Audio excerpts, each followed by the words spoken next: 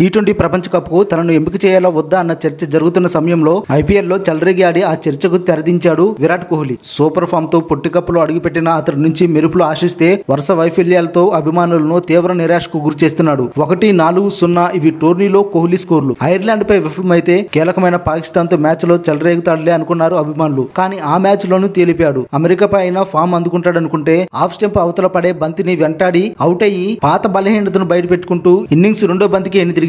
New York pitch batting చాలా కష్టంగా మారిన మాట నిజమే. కానీ కోహ్లీ లాంటి మేటి బ్యాటర్లు ఇలాంటి పిచ్ల మీద నిలబడి తమ సత్తా చూపిస్తారని అభిమానులు ఆశిస్తారు. కానీ వరుసగా 3 వైఫల్యాలతో కోహ్లీ ఆశ్చర్యపరిచాడు. ఆ తర్వాత మ్యాచ్ లో కెనడాకు వేదిక మారబోతుంది. అక్కడైనా కోహ్లీ మార్కు చూపిస్తాడని చూడాలి. ఐపీఎల్ 2024లో 15 మ్యాచ్ల్లో 741 పరుగులతో విరాట్ కోహ్లీ ఆరెంజ్ క్యాప్ ను కూడా గెలుచుకున్నాడు. అలాంటి ఫామ్ లో ఉండి ఇప్పుడు ఇంత దారుణంగా ఫెయిల్ అవడంతో అభిమానులు తీవ్ర నిరాశకు గురవుతున్నారు. ముందు మ్యాచ్ లో కోహ్లీ బాగా ఆడాలని కోరుకుందాం. ఈ ఇన్ఫర్మేషన్ పై మీ యొక్క అభిప్రాయాన్ని కామెంట్ బాక్స్ లో తెలియజేయండి.